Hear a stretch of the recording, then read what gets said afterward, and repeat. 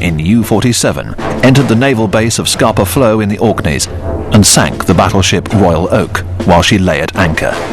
786 British sailors died. In that first autumn of the war, German submarines also sank the aircraft carrier HMS Courageous and attacked the battleships Nelson and Rodney and the battlecruiser Hood, pride of the Royal Navy. Yet Dönitz knew right from the start that he did not have the resources he needed to conduct an effective submarine war in the North Atlantic. By the 3rd of September 1939, he had 57 U-boats at his disposal. Not enough to be effective.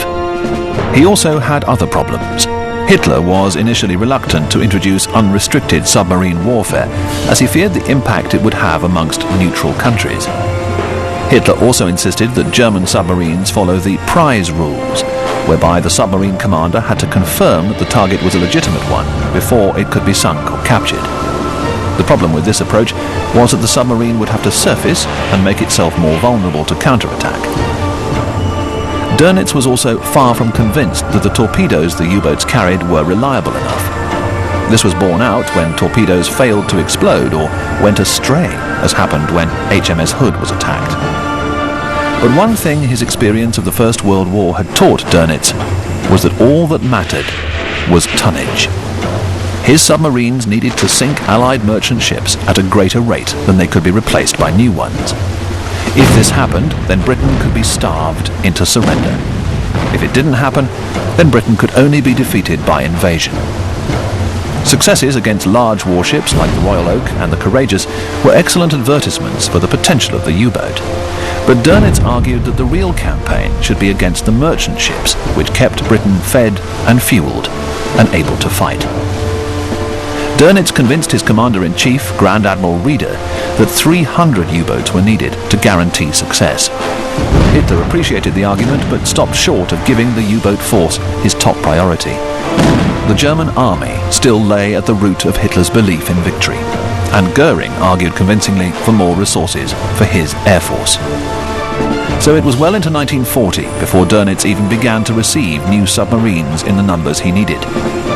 But this didn't stop him from beginning an aggressive campaign immediately, and once more using his World War I experience, he lost no time in introducing his Wolfpack tactics. In the meantime, the British introduced the convoy system that had turned the campaign in the Allies' favour 22 years earlier. This was largely forced on the British, who believed that the sinking of the liner Athenia heralded an early return to unrestricted submarine warfare. But the British were short of escort ships, suitable aircraft, and modern technology such as ASDIC and radar. It also took time to put the convoys together, and while the convoys were being organised, the U-boats pounced on unescorted merchant ships.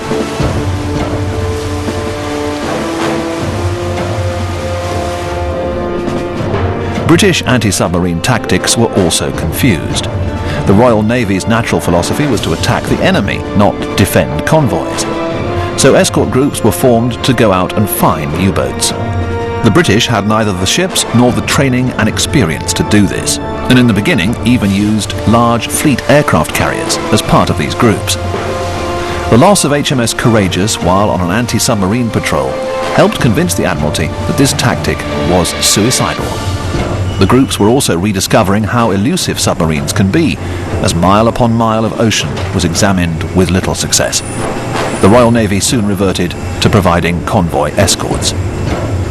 So quite early in the campaign, the battle between the Wolfpack and the convoy was joined. Dönitz's first effort was not a success, however. He had hoped to bring together 9 boats to concentrate on an attack against a convoy in October 1939. But unserviceability, enemy action and other priorities reduced this to 3 when convoy HG3 was sighted on the 17th. Only 3 merchant ships were lost before the U-boats were forced to withdraw. Dönitz realized that his force would have to be significantly bigger if the tactic was to succeed. He released his submarines so they could return to independent operations.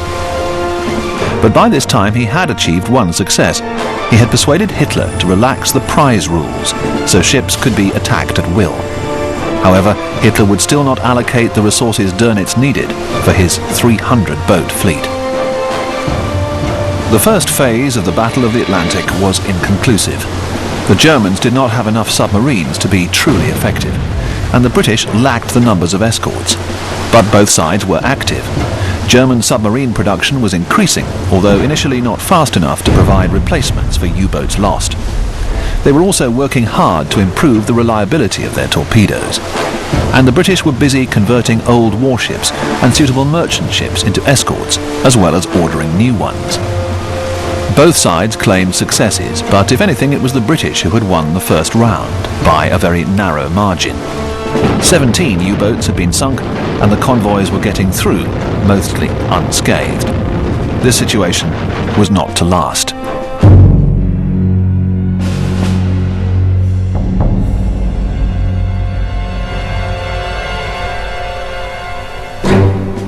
The capture of the French ports following the fall of France was vital to the U-boat campaign. On the 23rd of June 1940, a convoy of trucks left Wilhelmshaven loaded with submarine spares, weapons and equipment. They were bound for Lorient in southern Brittany, where the first French U-boat base was being established. Shortly afterwards, Dönitz commandeered a villa in nearby Kurneval. This became his headquarters, and from here he and his staff directed the U-boat war. Bases were also set up at Brest, Saint-Nazaire and La Pallice. Now U-boats could sail straight into the Atlantic without the long voyage from their bases in Germany. It meant submarines were able to stay on patrol for longer, and more submarines were available at any one time. Soon, massive concrete pens were built to protect U-boats from aerial bombing while they were undergoing maintenance in port. The failure of the RAF to bomb such bases while the pens were being built was to prove a costly mistake. Using his new geographical advantages, Dönitz returned to his idea of using submarines in a pack. 6 boats were placed under the command of Gunther Prien, the man who sank the Royal Oak, and 5 boats were assigned to Hans Rosing. The concept was good, but still there were problems of communications, and both the target convoys arrived at their destinations unscathed. Dönitz then decided to attack independent ships, and during June 1940 his U-boats sank 58 victims. Only a fifth of them were in convoy. The British were worried. By summer 1940, the fear of invasion was diverting escorts into the areas around the English Channel. This meant that convoy escorts were reduced, in some cases, to just 1 ship.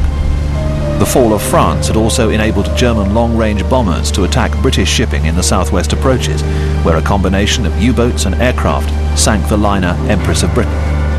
So the British moved their convoy routes to the northwest.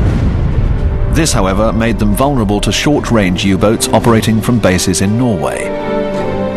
The British did have one advantage, although not of their making. Continued rivalry between Dönitz and Göring meant that there were never enough German long-range aircraft available to provide reconnaissance patrols. The Luftwaffe was heavily engaged in the Battle of Britain, and Göring had little time for the Atlantic campaign, which he brushed off as merely a sideshow. Most of the cards, however, still lay with the Germans. U-boats based in France could now operate as far west as 25 degrees west. British escorts could only reach 17 degrees, and Coastal Command's Sunderlands could only provide cover out to 15 degrees. The British had to find an answer. One solution was to increase the number of escorts. In the long term they could be built, but in the short term Churchill would have to persuade Roosevelt to lend Britain 40 old destroyers. They were ill-equipped, possessed poor seakeeping qualities, and they needed to be adapted for anti-submarine operations. But they came. Throughout the autumn of 1940, the U-boats gained the upper hand. Attacking on the surface at night, they started to cause losses which the British found hard to sustain. Escort tactics were poor, and the Germans were learning quickly. Convoys were attacked at night. The U-boats would shadow by day and attack again the next night. Some very successful U-boat commanders, such as Prien and Otto Kretschmer, became household names back in Germany and were accorded the status of aces.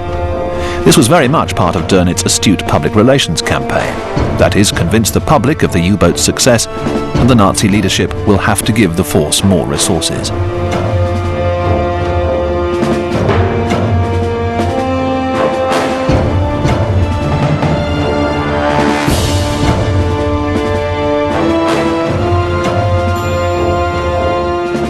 In October 1940, convoy SC-7